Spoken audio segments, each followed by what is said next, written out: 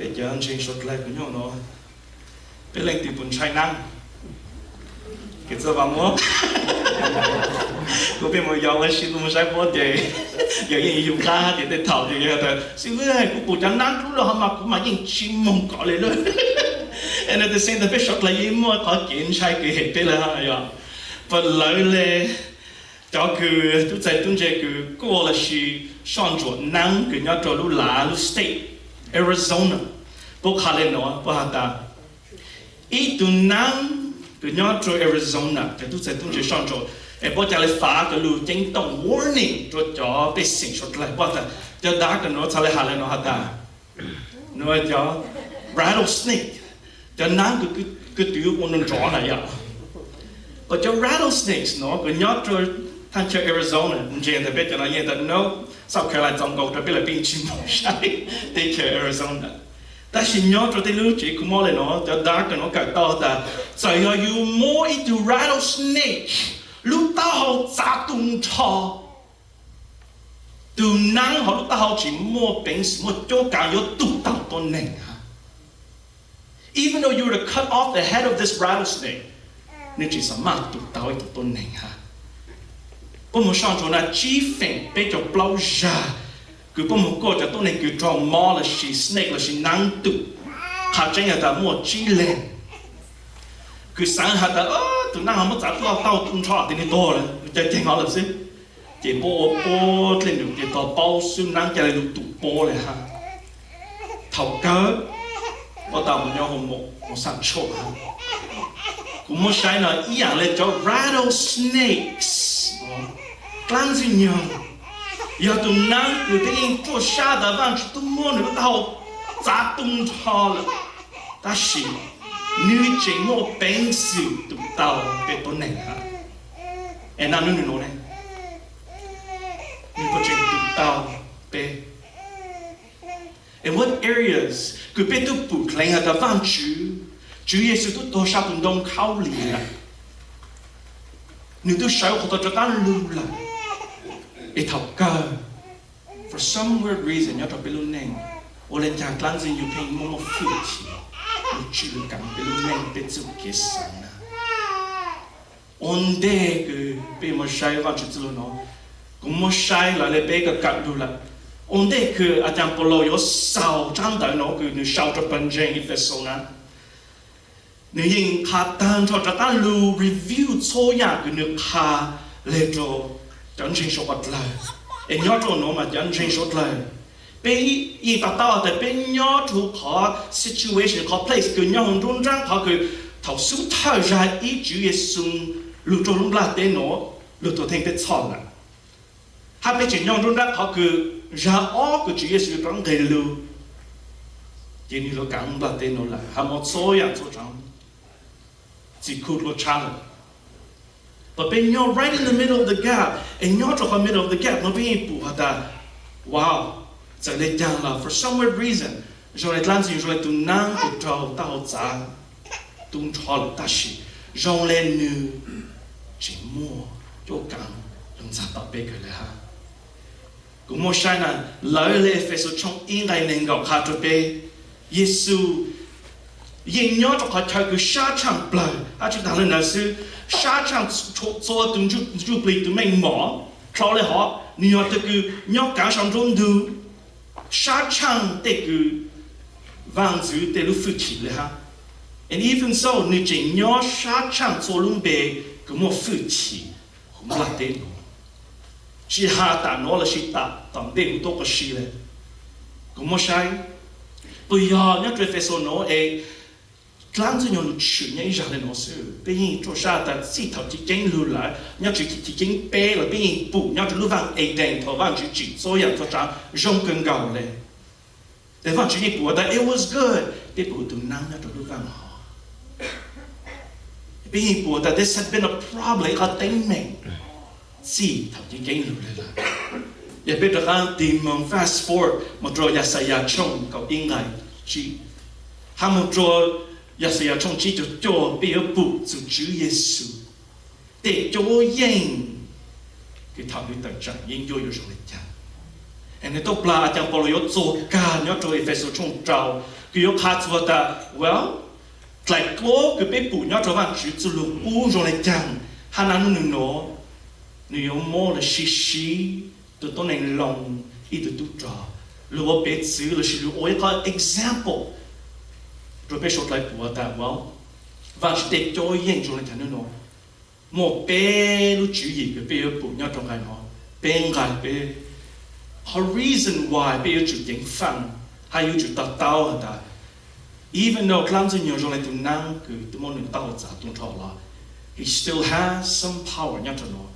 lung cha lu cứ nhau cho rằng có khả năng really is this vì bên nhau cho nhau khó cho Chúa Giêsu là nè bên một bên sự sở khó tự chắc tự nhiên cho amen. And so the purpose là chỉ lúc họ pa the whole purpose of this message in your của bé chân Jane cố sát của lu nhau cho nhau khó cho tụi chỉ lúc phi chỉ sự bé thay yo một bên sự sở khó tự chắc tự nhiên cho cái trong này tụi năng tụi môn tao giả tung trò là cũng một sai nè bao lâu những sĩ người ta có hai ít lại clo cái nhau cho ô ngày vàng cú nó lụt zo cả cho trang đại Epheso nó mà hà tu cứ chỉnh chỉnh luôn lại là tu cứ mua phu chỉ nhau cho lúc xưa cả chẳng bao lâu nhau họ chỉ yên nhau tu cứ rủ giờ sớm mặt imagine every day nên anh nhau cho chỉ là tiêu and you put anh tu cho cái rủ nó sớm mặtจะดูจอลองเนาะอย่าอีฟิงof the elite clubs เอ็นยอดตัวใหญ่เนาะนี่ปวดแต่โอ้ใจอย่างเนาะยิ่งหนังเด็กตัวยิ่งสมัยละสื่อ and so in this session of จำได้เนาะอาจารย์ปลอยอยู่ลูกบาสอยู่ลูกคัตสุดแต่ you know what อย่างมั่วอีกข้อ example ก็อยู่คัตสุว่างจุดเด็กตัวยิ่งจะไปจะ let me use อย่าดูจอนđể cho dành cho bé của bé vui của bé sốt là thật tao cũng một sáng này giờ tu trò nó giờ từ cứ hay chậm lại is the number one example that your she tao ta you know what giờ tu trò nó là nãy mình để cho dành chỉ muốn lên từ cái ông đầu dành người Israel if he's to wear his armor there's nobody that can defeat him ấy cho lên nó bảo lo lại sau ổn định nhau cho trong all đại cặp hay là hạt ta bé yo cho cái vang chữ sai tế bố remember we're the masterpiece cái vang chữ sai tế bố lu and you can feel that vang chữ chỉ bên nhau chữ Giêsu Kitô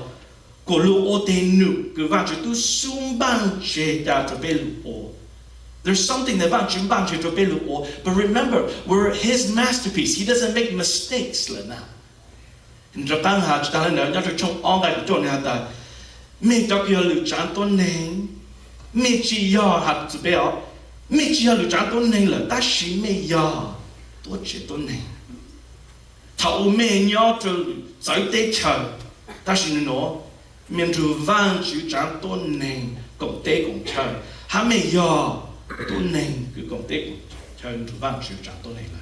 so once again chúng ta remind chúng change so what like that remember của yo hạt su kế cứ tại chán làm gì nhiều but remember số nhà của tao phạt cho mẹ lên nó nè Hata this is your blessing. Nó tôi yêu họ công mong cứ mình muốn nhớ Chúa Giêsu là. It's on the council của nó nè. And it's amazing that you have một sáng gì mong nhớ trong bao lại của Chúa Giêsu như là từ cả tàng thọ lúc mà lúc dễ để tờ hạt để sa tên Chúa. We're all biết sốt là cùng sinh Chúa Giêsu lúc dễ là. Biết giải tờ Chúa dễ nhang sinh. And the beauty about it is this. Is that new như là lúc ta học. But in the same way, họ cần yêu hà lu做干的nó, nhớ cho trong chi hạt trâu, của bé tìm cho ta bé chủ chính, bé chủ cái công sinh của tao nè. And the big reason later on you can reveal cho bé, that not only are you going to talk about chữ ban cho chẳng bao but later on nhớ cho lại trâu cái sao, talk about chữ ban cho số tuần tranh, cứ gì mua tết sẽ lu trâu cho bao số hạt lại ha.但是有冇sai nè? Vì bây giờ vang chữ cho mình nhau, cứ như lưu hành cần gạo lên, bây giờ chịu bây giờ nên lại lại vang chữ từ dạng chữ lên bây tao cất luôn. Vì là chăng, bây giờ nhớ cho bây giờ chữ để xem Giêsu, nhiều từ cái mô, chữ cái lưu, một chữ cái trái hũ, một chữ cái giang giang, một lúc chữ gì hắn được bùng bò, Vang chữ tuần chụp lì. And why does he tell us all this? Chụp bé sốt lại chả yon nhau tàu kê chả lại mua kê chỉ trâu sao. And in trong đời nó à cha bảo lôi cho các hạt dù lúc họ pa là gì Vang chữ tuyệt lệ share the blueprint là lấy the architect. Rồi ít bằng chân yon mua et chụp bé chả lại ô tàu Vang chữ tuyệt lệ tiền nhau tiền mò. Thọ bảo lô yo sau trong đời nó nếu khát chân cho bé ta mua ý từ yên cho cái sản mua bé chân chân luôn nên chúa bỏ chế của bộ trong một tổ sĩ. Ta xin nhớ ta bé yêu chủ in this word God ta stand soi khó khó. It appears many times nhớ trong tai nó vì lẽ chăng vì Vang chủ yêu bu để để cho yên tung băng để cho yên cho bé luôn nặng rồi. Et bé cha lại yêu mua bánh sự yêu tự trạng tàu làm gì yêu để chú ý thế. Vang chủ yên yêu tự kiếm bản sự bằng ở chỗ nhà ta bảo lo cho bé. But you know what the sad part is? Sometimes, ý anh lúc sang nhà đã in the bank, we sometimes một nhà trò là họ, especially lên đau inside of these banks, bây giờ là cho j'ai cái nhóm quý anh tê.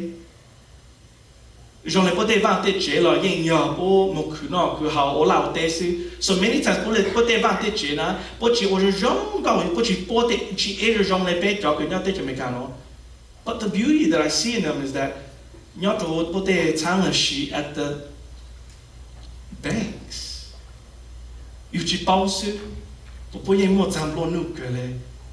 But we see something else that they thảo nó, bố yên sĩ mô vang chỉ tê lên đau nhận đau chẳng. But many times bé chỉ yêu chùa ta, bé kế vang mê mô lên chẳng nhớ chỗ vang chữ. And sometimes we forget to withdraw from the tongue. Lúc sang cái vang chữ, đừng vang chữ cho bé. Et bún bảo vang chữ tê công mong đau nhận đau chẳng. Giờ bên thua cho vang chữ chữ lưu nhớ chỗ Ephesos trong trong đại cộng một chữ cầu o, tại bên những vang chữ chữ lưu kia bên phụ chữ vang chữ lưu. Nếu khai lên nó cho bé, et remember tu xia nó, anh chẳng bao giờ nhớ chỗ chỉ lọt chữ, mới tu cho chuyện dùng nữa, sớm lại ha. And this is what he says, thảo yếu sau trang đại nó nè. His final words, ấy giờ một sai rồi thật thơ ngài cái nhau rồi trong chi nửa hạt hạt sự lên tiền sự. These are they cho cái phong cái cho rằng là relationships của mình mua đợi lúc họ một cái bút tàu. But now nếu transition một sai rồi they cho relationships của mình lúc họ một bút chỉ tàu. And here is the famous ngài văn của bên nhà nó là hạt sự kiểu chú tròn là sang chụp lì. Hạt sự kế cái tại trạng làm gì nhung phèn đào bé hình nhện bé hình nó sự ra nông đào là gì bé ngài văn của nông đào ta chỉ học bé chỉ đọc họ context trong ngài văn của nhau bốn gì this section we forget đấy môn đào ya ít sinh khơi ít sinh người ta bỏ lô有hạt rồi nhau trong nó tại bên nhện văn chữ chữ kế nửa ta thâu cái nó mình yêu chủ soi khó nhớ chủ tự chữ hắn nhớ trong nửa lúc chỉ cứ lúc gần gạo chả là mua để cho yên cứ vào chỉ mua cho mẹ lại lúc nào sư mẹ才有một本事学得长到当真用的主意配做我只要被得长多年但是要被得长的当个鸟上中途得长的个莫夫妻他得长路入个刚好长动的鸟做蛋Bây giờ trên số lên sự tu being more at least chưa là cái đó ta chỉ lời lẽ về số tập ha một bé tự nhiên vô ta chỉ một ý tu that we're gonna focus on nu no hành lo lẽ ta chỉ bé tự nhiên vô là gì ý lung lạc tên bé kiểm đặt là tớ họ bé thì làm gì nhau giờ bé sai vào chữ số nhau rồi phải số trong ngày ý một chút bé bảo lo hà lên chẳng hạn nữa ta yang tăng lưu mẹ sang chụp lì tu to là vì mẹ chụp cái chuyện nông lưu hát chụp cái ốt chụp you were dead in your sins nữa hà lên họ ngày ở thì nữa ta thông đó mẹ chỉnh nhà ý dạng là để tốt này của nhau không là tên nó hà mẹ lại để tung chụp lì cái càng sống rốn được hà mẹ cứ do tuân chụp lì clang cứ nương nó càng cho tôn nền chi nông vang chữ lưu tiếng gai bé ni chọn gì ta khó chênh yang tan lu bé là rong gạo lệ bố ha cứ giờ ô lúc ninh lại lệ sáng cả tới chịu kiến trời bé ô số yang lại lệ bé lúc chế ha bé lúc sa nhà ô cũng muốn sai nè lùm la tên là gì lùm la tên nó the world giờ chú cái sáng chú cho cái cho nó cho cứ nhớ chúng ta tên nó cứ tự chẳng vang chữ lỡ lại họ khai chuyện nhớ tới ý họ hàng trong all cái của chim khâu lại họ nó chỉ cho lùm la tên là gì ýอย่างtừ cái giờ lùm la tên nó từ giờ mẹ lùm la tên nó để mẹ hiện有lùm chỉ tạo lên gì nè chỉ nè ta số ya cứ yom la tê lệ chỉ hạt tê cái tôn này lúc sáng trời tê cái tôn này lúc họ một bù hát sáng tàu hát số ya lúc la tê nó cái tôn này giàu sa hình trò tê nó bố lên yom la tê lệ sư yên chỉ mua ý ya cứ yom lung ta lên chỉ lo lệ tiếng khai của sáng nè ta lung la tê hát số ya lung la tê cái tôn này trời ta tạo yo trôi mong it's gonna perish ta chỉ từ cái ô lỡ lại vang chỉ lúc sáng nhà, yêu nhau một ít gì lệ, hay là lúc lùm bát tên nó, ta xin gì mong nè, tiếng các lại nói nên the flesh lúc ra lúc giờ lại chẳng ha,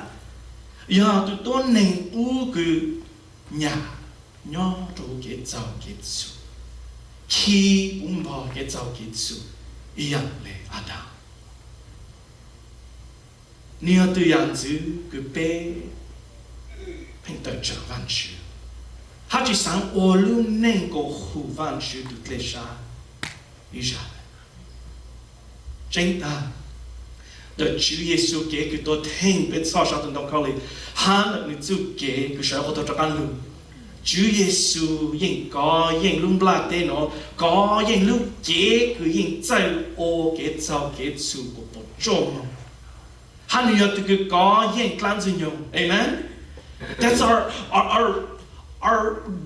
total reward. Cái nhớ từ Chúa Giêsu na, biết đừng gây rối số nhà cái nó có tạm bút cho bên à. Ta chỉ chân chính quay cái bên tao tao mình nữa. Vì bên nhớ từ Chúa Giêsu lại, có cái người có yên, lúc là tê, lúc chế hát clan gì nhung lại, số nhà đó vì bên cho xa cho Chúa. Your pay have victory. Amen. Số yang cái Chúa Giêsu chỉ đạo lại họ na, your pay từ vì pay cộng sinh cho Chúa Giêsu là. We're not fighting for victory. You know what we're fighting from? Bên ta đạo là ta nói chỉ ít khó cái bên yang chỉ cho no. Chúa Giêsu có những số yang số chẳng là. And nói khó cái yang không biết cái sao ta. Wait a minute. I'm not fighting for victory, but we will fight from the perspective that and sometimes that makes all the matter. Nhớ cho biết luôn nên tạo Chúa Giêsu cho nên ta. Cũng muốn sáng. Nhớ trong cái văn nó cũ nó. Cái bên nhà có những tăng lên nó. Một bé lúc Chúa gì cái chẳng bỏ lỡ. Khá cho bé. Bằng siêu bé才有我bé luôn nên的kiến trình. Cái gì cái mua yên. Ta chỉ nó bé một sai ngài sư. Yêu mà ha. Nhớ trong ngày cọc một trong ngày cọc o chỉ biết mua y từ yên vô của nhà có hạt tăng là hạt ta there's three things always at the battle nhớ trong biết luôn nên cứ tao Chúa Giêsu một tao kế y lúc là tê o giờ kiến gặp lại tới b today we're gonna focus on giờ từ yên vô cứ giờ lan gì nhau một sai thằng mẹ gà tê chỉ hồ Chúa trò nhớ civil war nhớ chỉ y chén gì bộ trò cho o mỗi lúc chẳng trò của hồ Antietam cứ nhóm từ Maryland hay Virginia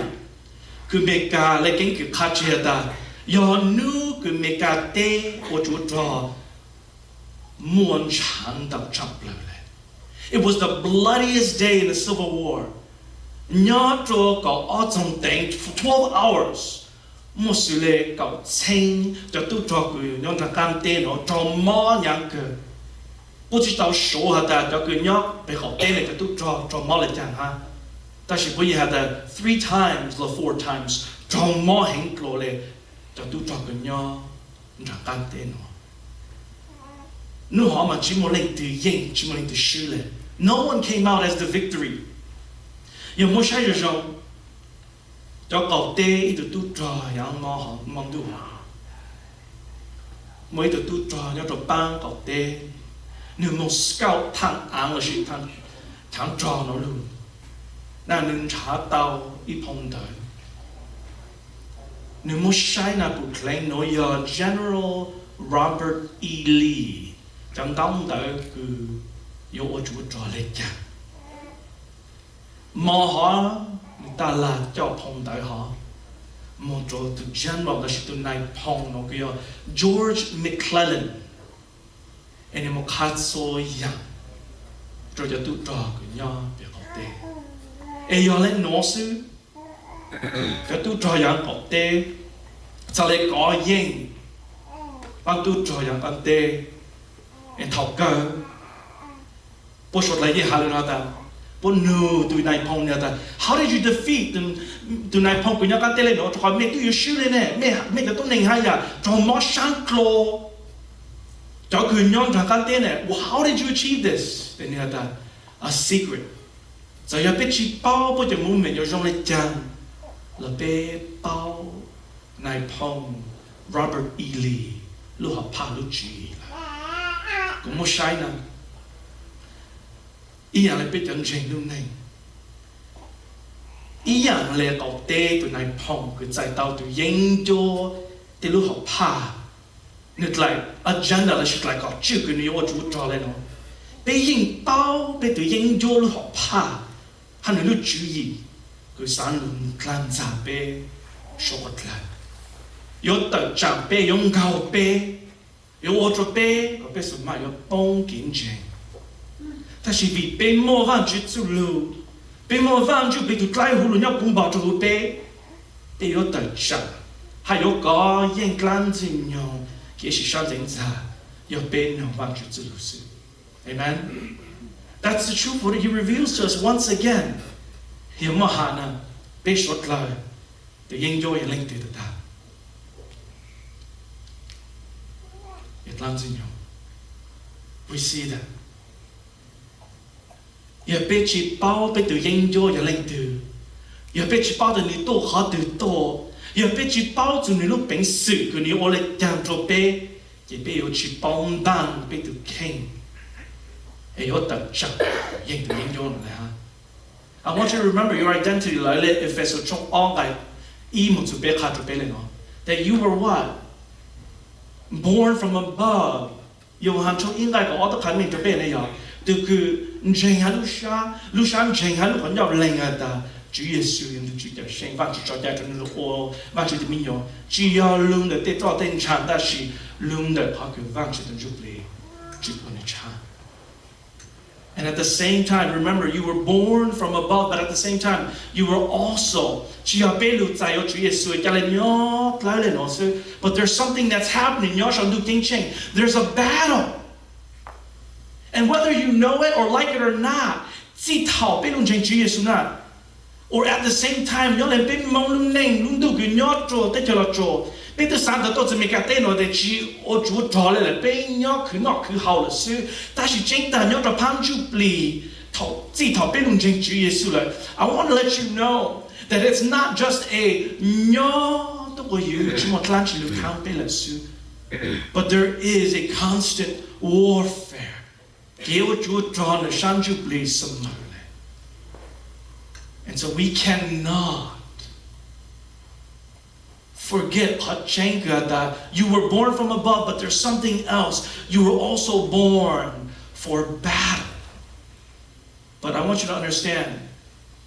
that you were born to win. Because and I'll expand more on that top line, ha.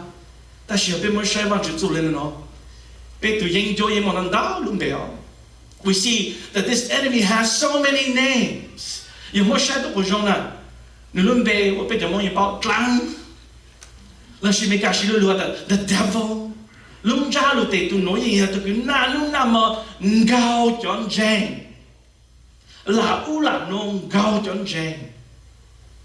He's the accuser of the unchanged what là. 一辈都从情爱业我就做一卡这边的，没去做招数，但是有就经方。要来讲，你看，刚才用这个要没都研究，你们忙碌碌一样的都准错，个用了，你查都多难喏。He's like a roaring lion waiting to devour， 别讲真，你看。没有就少考，就能做见证，还得上刚才用。做考没都包了，但没就佢定证，佢要通不了感动我，我单得做嘅制作一样的没做哈。真正说来 ，I want you to realize that， 别说了，因 face 嘅是上层啥，因 face 嘅得上刚才用的，只莫别人的对，佢要去 face 的样子才能了。And that's why it was so important that Ajahn Paulo yata, may your lu cho cái mình không một bù, bởi vì more scenario cái mình không một chi bù, ta muốn mới từ yên vô, ta chỉ cho nó căng nữa. Họ cái mấy cái của tao mấy chú cái sự trâu rong nè, cái sự sinh, cái nhân sinh, cái cộng sinh nè, is because có yếu trâu cái đời chạm đâu, làm gì nhỉ? Not only that, có tự tin là có tự cứ, trong chính số bất lợi này. So remember. Vang chữ bang cho bố hà. Remember, e biết chú kế lưu tại đó chữ Giêsu biết chữ chữ chỉ lưu sáng chú biết được kinh cầu được sự. That she to be reminded that it's not a one-man army that being more vang chữ chữ tổ này của nhau kỹ lên nó là. Và chỉ tăng lên là sự, e biết một sai rồi nè. Clang chữ nhau yên từ kinh giả bê. The one that tempts us. Dùng hàng trong gì ai bao giờ bao nhiêu khát cho biết là, hay là chỉ thầu thì kinh lưu, nhiều từ cái tua nền, hay là những ít chữ chỉ ô lại là khát chén, cho họ nhiều những chỉ mua ít khát chén nhớ cho nhiều lo lệ, thằng nhiều hà lưu clang, do nhiều cho lỡ trở lệ, nhiều từ chụp bự, cho họ nhiều những nhớ từ nà clang, hay nhiều số từ cứ clang lên gì. Then you hand gì, nếu cho chữ sĩ trong cái ông yêu hàng, khá cho biết là, tu giang đó, là tu năng chữ năng lao, cứ huột lăng gì nhau, là chỉ Satan, cứ làm ra tôn nền bà tê của yêu kế. Bao lâu ta khá gì nhá trong cái lần đầu, trong cái ý khá ta, Satan, sa tao ô, lễ tu, be careful, because Satan masquerades as an angel of light. So be careful. And I don't test their spirits. Déjà tu nói chi do luôn đã vang chữ ta ta lẽ. Déjà hãy được chỗ. So chính phăng nữa. Bên nhau cho ta nó nó mong đau nhận sự kiến trình, đau sự kiến chủ. And at the same time, nhà yên mô nhà chữ kế sáng. But today, nhớ cho YouTube, nhớ cho social media, bé phỏng lòng rồi cho khu nạc chỉ là yên, gì là sự yên nó đau, dặn đau trắng. Dù tụi mình tu Giêsu mong, dù cho cái môn Giêsu trong một tòa chữ Giêsu để cho ăn lưu. Nhưng nó, tụi ưu tụi nó hạt ta ố của tụi ở sinh, chỉ nó để cho mong mình sẽ ra California chỉ lôi cho kiến trình cha là ha, cứ dùng gì lôi lại họ cứ bắt cho cái chạy cũ là ha. Ê môn đau, chữ kế sáng đau chữ kiến trình là, ê họ chính ta, yêu lấy chàng. Keep in mind that làm gì dùng những sĩ tế dạng chữ ý nó, lúc làm ra biết chẳng trình, vì họ bóng dụng kế, chính phẳng nữa. That's another question, có bây giờ chủ tao nụ ná, where did he come from? Giờ bên một sai ya sai ya trong cái plan cái ông một cái chi là bên một sai chỉ thật thì cái lúc bên bao nhiêu những nhớ cho lúc vậy đen. Ấy giờ bên chỉ bao chỉ chính là where did he come from là bên bao nhiêu lúc lệ tên nữa. Ta chỉ chắc muốn nhớ cho ya sai ya trong cái plan cái ông này là ta tu vang giữ cái cảng Babylon để nếu chỉ lúc bên chỉ lên nó hả? Nên ta coi giờ lúc nước cũ cái chi thảo有càng đủ. You're the morning star. Có tao bông sống đủ lưu là. Oh how you fallen. Yang tang lưu. Có tao yên đau chẳng tao nền. Ta xin như nó. Có tao trào một bỏ chủ ăn là. Có sáng hạ ta có dùng dê mong sao đủ. Hát trao có lưu dự mong tên cho sao vang chữ tên nước cũ cứ sát chẳng bờ. You wanted to make your seat above the heavenlies. có sáng ta có yếu mong nhớ lệ từ vang chữ cho sau lúc trong đời sáng họ tế họ chơi cứ tế vang chữ tôi sẽ sau kê có ta cũng dùng dễ mong sau cho phố họ ý dạng lệ vang chữ tôi cứ một phi chỉ lúc gần cao I want to be like God you said ta chỉ có yếu trâu lô mô cho một bỏ trâu tu đồ tế lúc họ cứ tu chậm lại. So there's this imagery that's talking about the ruler của nhóm Babylon. But at the same time, to go behind the ruler của nhóm, to phố tại cái cả cái nhóm Babylon như lên từ lan trên nhau. Once again reminding us that they thảo na, and I'll be very honest, they thảo ít từ ô, they dành cho bé một cái rồi sáng. Bé sáng that they thảo na từ hồ làm tao làm ô và có bé ha. But I want you to see it from họ cứ bé short lời cùng sinh Chúa Giêsu, họ bé mới có chờ nhon Chúa Giêsu. Don't take it personal. Why? Because the battle chỉ là bé lúc tự chẳng tôi nên tắt tới. But sometimes you can operate in and through để cho tôi nên lên nó. Ê sama lo ô trò bé chỉ kiến nhớ sáng xuống lại cái trái sinh cái cuốn sự. But you have to don't know sometimes you're all at. And we have to keep our mind and focus around you. It might be something else. Remember, what I'm going to continue to jump. And many times, we have to be very, very cautious. Yes, it could be possibly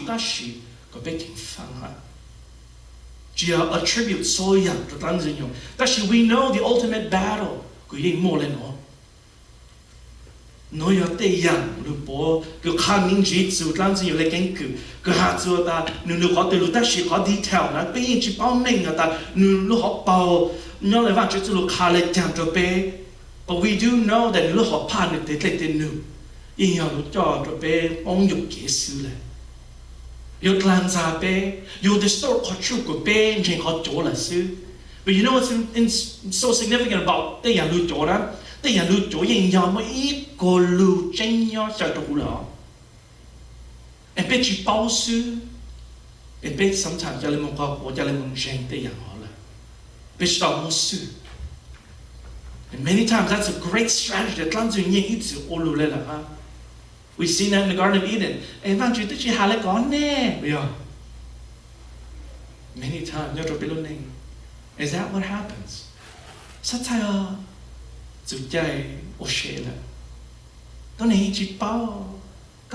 cần gì tôi lấy tôi là chỉ có mất sự ấy các tao mình chỉ nhau tôi có lừa tôi chỉ mới tôi bao lại. And sometimes you tell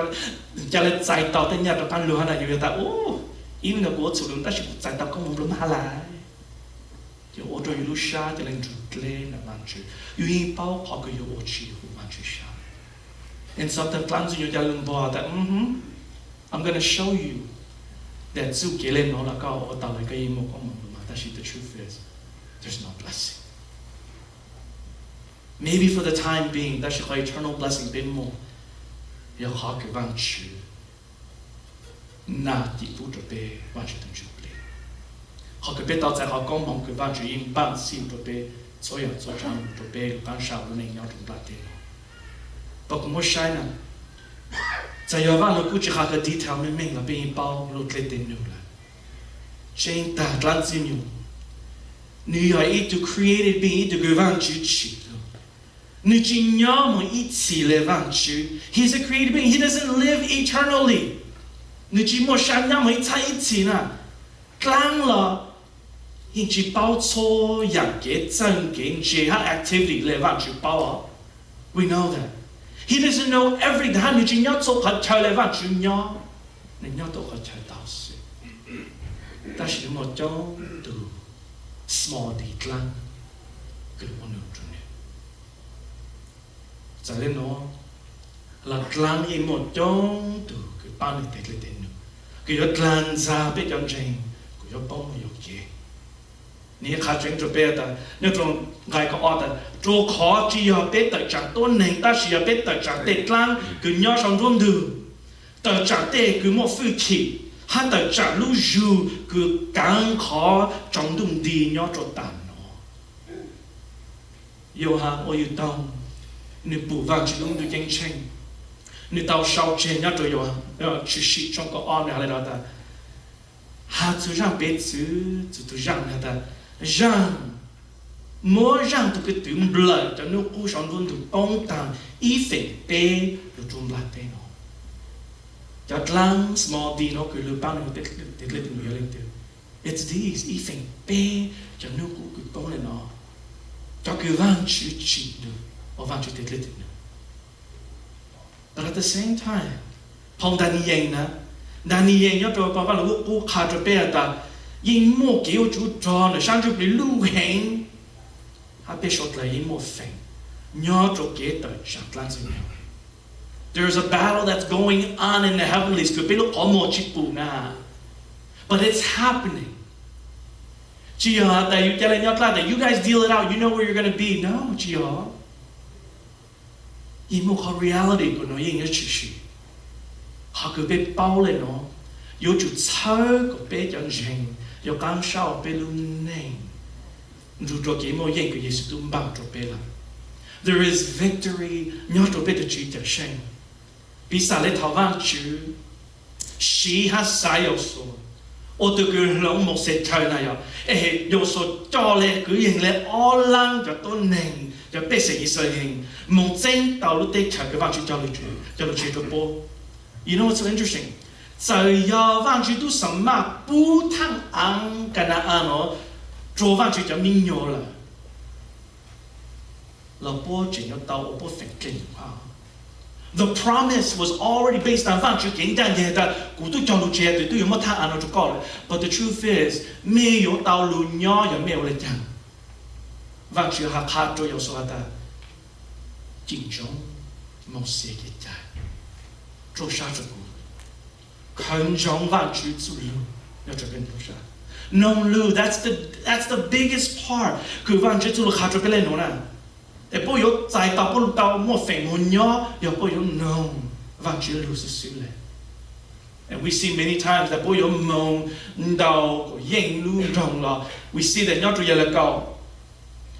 我夢使冇佢路啦，你說鳥本地。để phăng ra cái nhau là cầu, để trả lại công thọ là sự và chỉ là phi chính nhau được đại bộ. But we also see that there was even luôn trong cái vị akan kết giao kết sự. Để bố sang什么嘞？被称là chỉ 3,000 多年夢，正型 special 不正到型啊，vì mỗi ý từ cứ khởi tây giặc cái văn trở thành một bỏ lại tăng nhau trở lại biệt là cầu. Bởi vì bố chỉ nói văn chữ lưu văn chữ xứ thầy bố kia là you will not get this victory. Chân tranh the victory is already ours. Ý dạng là văn chữ bố thăng án cho văn chữ cho mình. But are you walking in obedience to văn chữ? People know văn chữ. Nhớ chủ trang thầy Ephesos. Chúa Giêsu tua tao số trang đã có lo. Cho bé lụt dài lụt bé tu là. He's done everything on behalf of that. Chỉ ta nên nói sự nữ chính bù bé bùm bò vang chịu bị lại hù. Nên ta the same power lúc phụ chỉ có trang Giêsu sẽ có được cái lưu của một đó mẹ. You have that. Sự bé sai của nhớ tao ở cái tốt đề bố sự bữa của nó lên tiền. And at the same time, one day, no, Paulo yin shi like what I had, the relationships could look on more put down. But it's the more contrast. What be to how could be look on more yin put down. Good morning to Pong Yusifu. Good Jean Gun. Ni to good to fit keep hand of action look at it. Ni mo toy banjing, tao in there, Lucian. Ni agree to mentor. Bạn trẻ luôn lúc phổ vạc cơ lên, ta sẽ một dạng nhỏ trôi sống, bọt xanh, cọp bê. Một lâu từ thái cho cứ nhìn, ít chỉ là khát lên rồi. Nhỏ trôi bạn trẻ cha lên mong. Rênh tê yạc giật giải. Cứ ô trò bố, bí khán dĩ.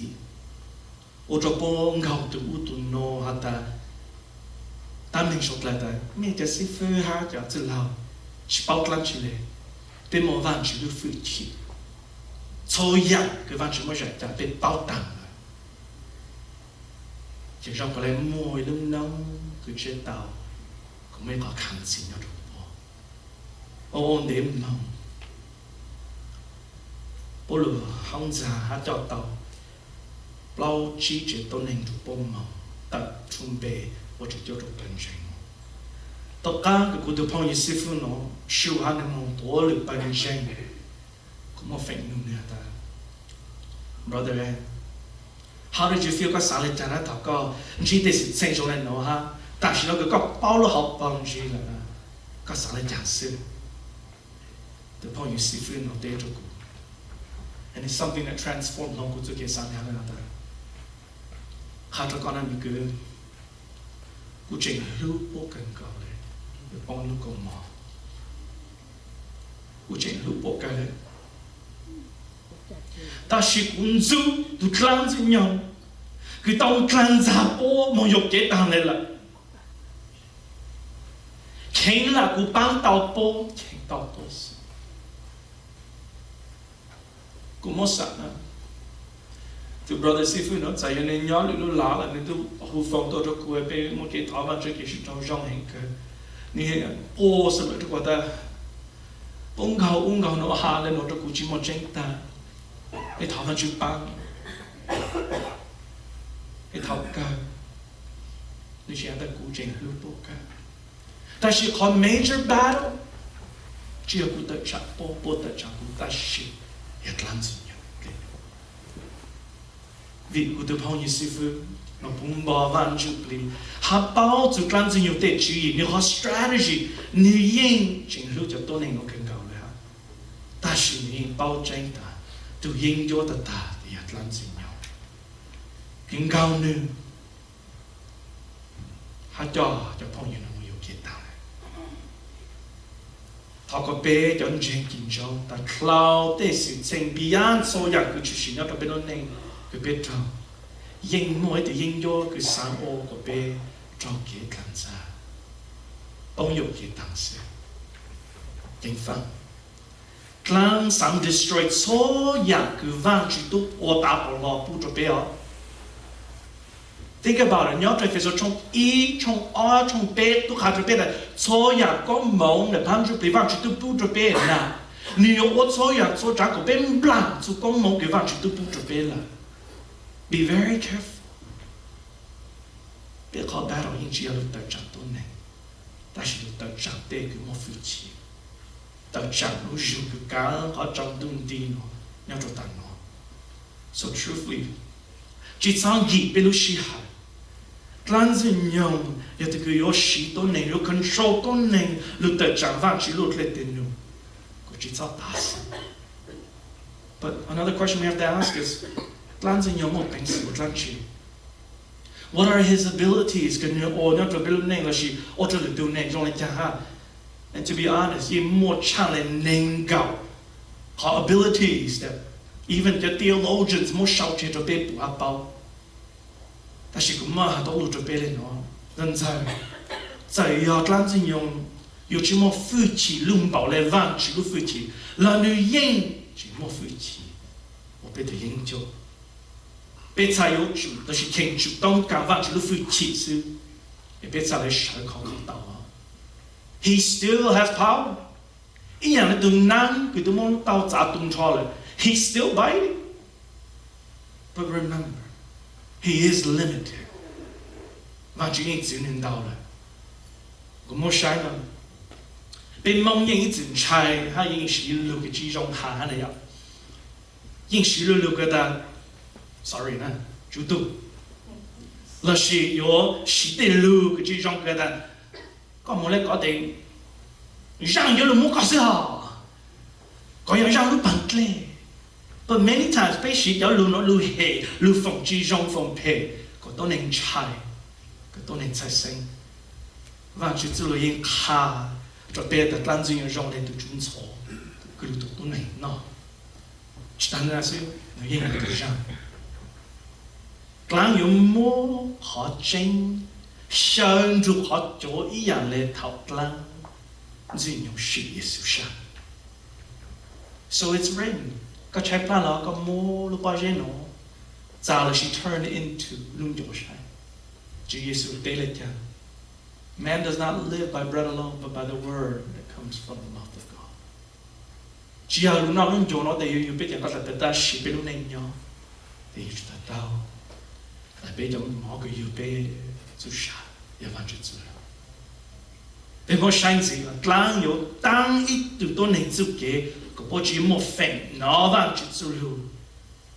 Để lúc nào cứ chế, rồi để tháp ăn cứ tới.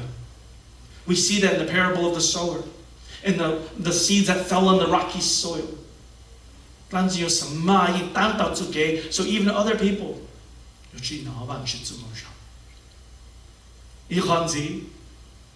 you discredit.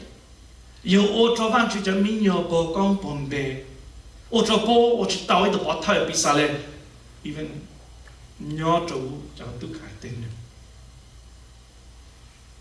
Clang you auto young Jane Lusha, Zakusha, go bitch Kusha or Lanchi in church. Pip and Jane. My greatest desire is that babe, Boo Clang Haku Vanchu, Lucha Bitly, had jaw to Vanchu, did carry, good, more. Kitchan Lundry, or another thing, more. Ben Yato Hot Jane. E be puzzo ya come che vanno oltre be e be un mobile non sci jo le tutte che le vanno le come oltre lento e vanno in wire be mo be short le mo to yang zu bu gong mo che zan je be short le lo te but da be yo bu da be no e fe no be yo kan sha shi ju ku sha po lo you serve be the vanno non lo sha si fa but even more so Lole no ye be chi ting fan be yo po da lang yo o be yang ching lu ne o ting ka to van chu chi effective chi mo jing le ha and we have to be careful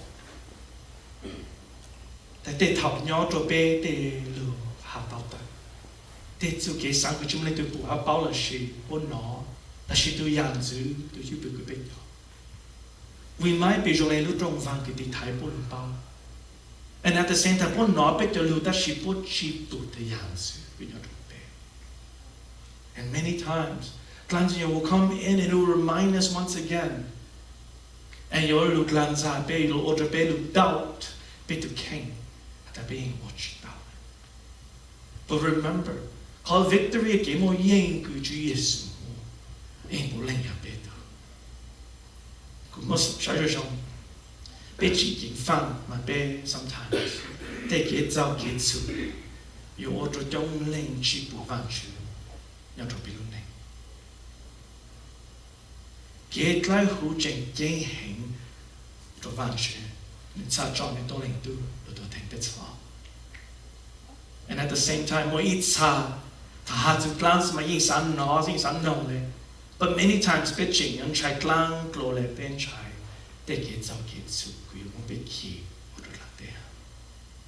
We have to be very, very careful.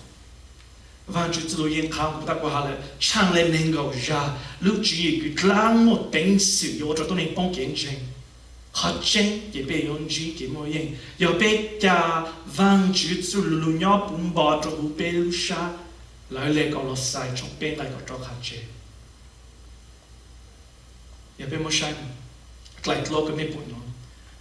một bê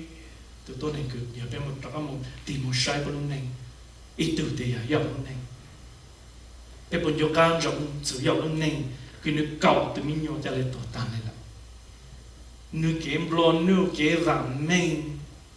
của chỗ tàn nước lúc chế là bộ tàn chỉ trong sai nên nhai kê chỉ là cao lục cổ để khát sang của rộng sự ta sẽ tu chỉ rộng này hình chỉ chỉ sa cái chỉ sống nhang cái này. And many times, bây giờ sa đa văn chữ của nhau tôi câu là I will not face these things. Ta chỉ ở bên một trọ một sai chữ Giêsu luôn này. What do we say? Chúa Giêsu tôi hành nhau cho yêu hành trong cộng nhà ta lan rồi nhau tôi tôi sáng cái tôi nhà tôi hạt tôi có bộ chúa sư. That's what he wants to do, to come steal and to destroy and to kill.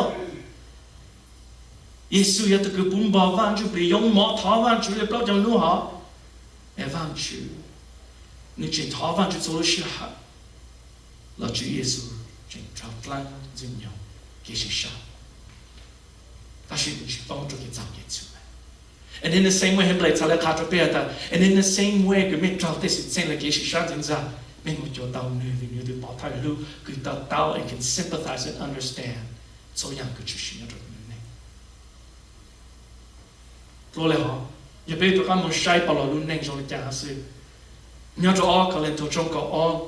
là văn chữ chỉ sáng của bảo là khán thính vì họ cái này ôi yêu tông bù lúc gì một cái văn chữ bù cho nên bù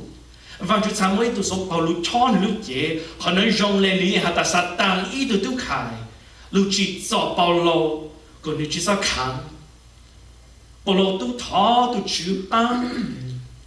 bây giờ là tụi lấy chẳng sự chỉ một lần chỉ hạt ta chỉ văn chữ giờ lại tế trên hạt ta cú chú mong lưu yên một dòng gạo cho họ chú kế cho mồ nhớ họ từ cú lúc phơi chỉ ở bún bò nhớ cho họ đời giờ lên đó bảo lô trả lời trong sáng họ khán chú kế cho mồ siêu kế tàu lúc phơi chỉ trả nhớ cho lui hơn đi ở vì bảo lô sai cho Giêsu he kept his eyes on Chúa Giêsu and he trả lời trong sáng cho chú kế cho mồ chú kế trong gió thổi chú kế một tên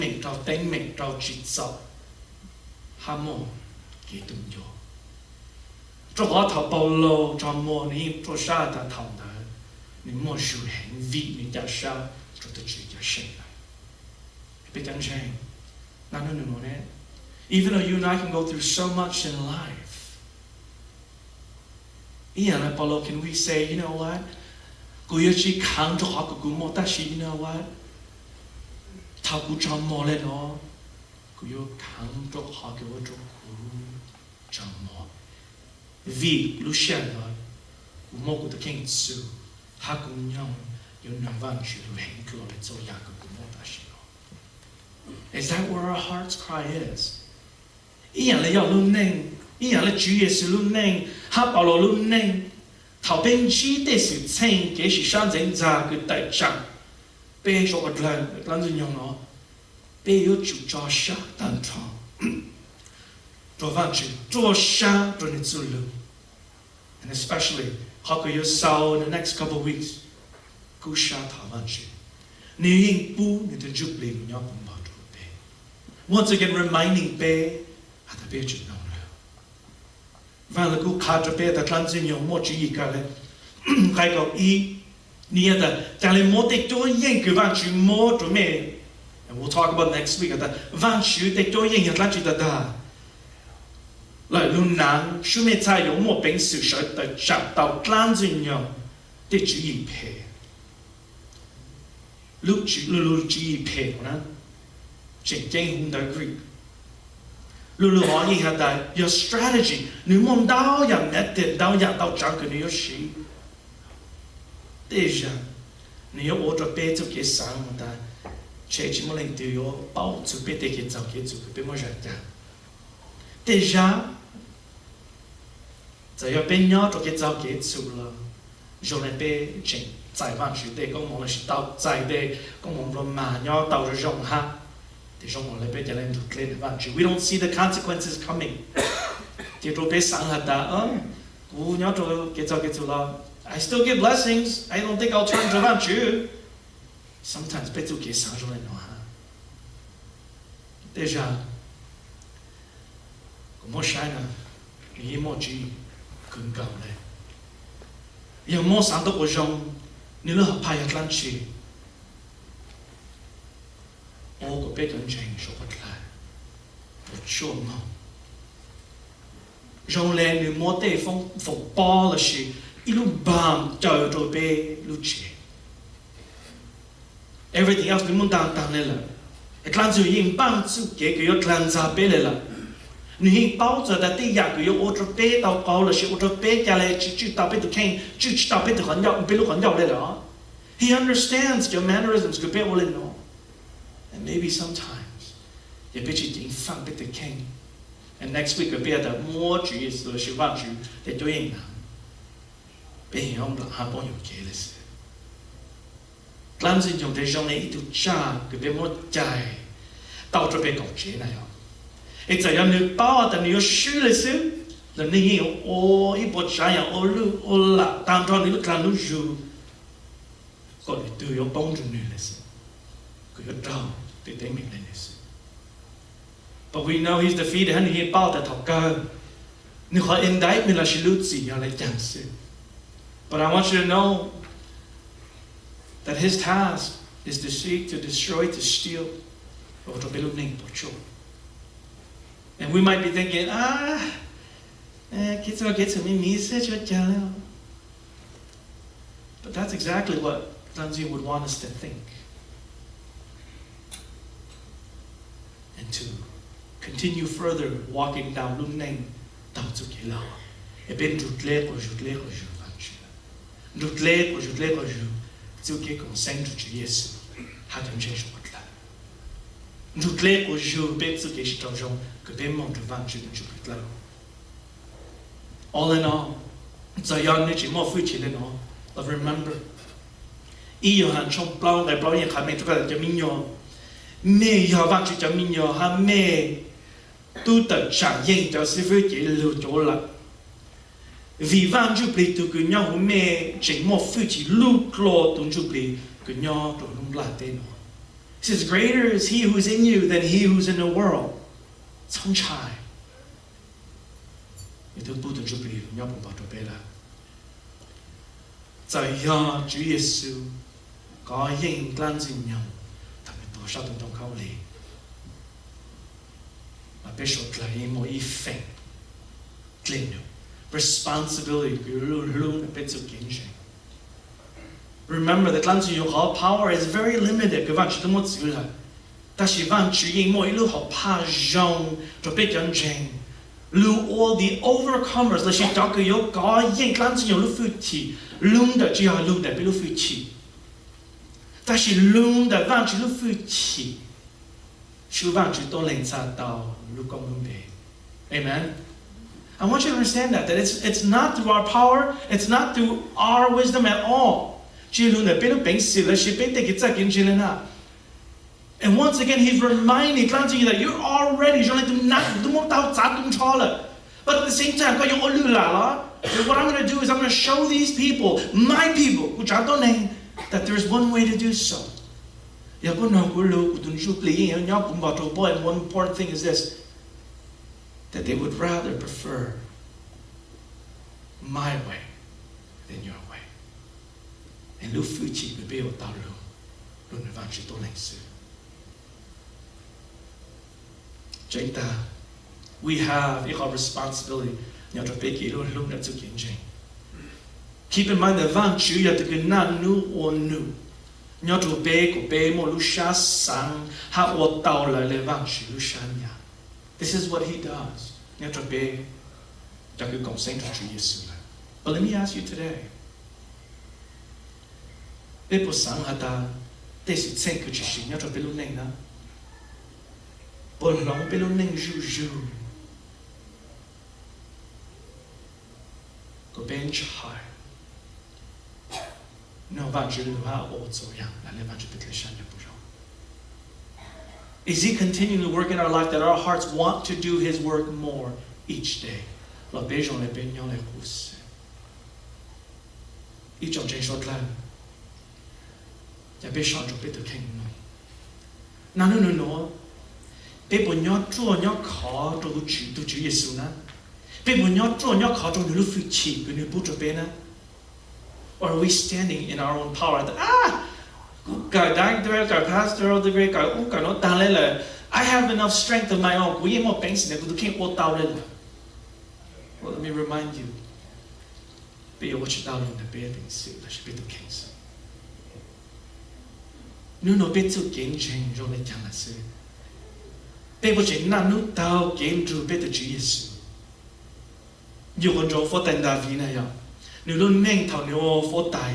แต่รู้ share ไปแต่佛แต่แต่ฟังจะ冇主張哎呀我呀我呀ลัง你只警方你家里冇帮助佢走佢出叫，搞工厂啦，被有主警方啊。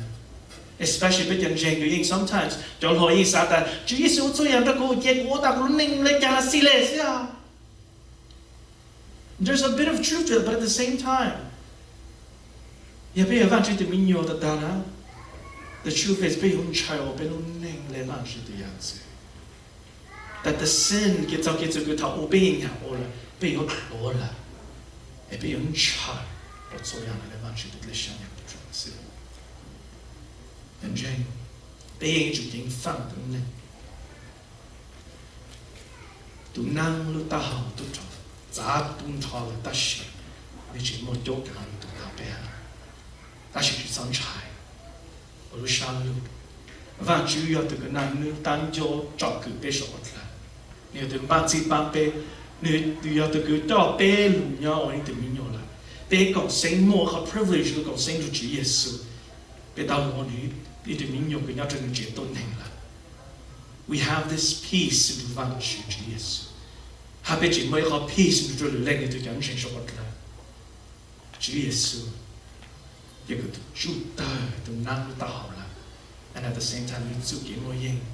又俾做幾麼嘢，又俾個啥嘅談住。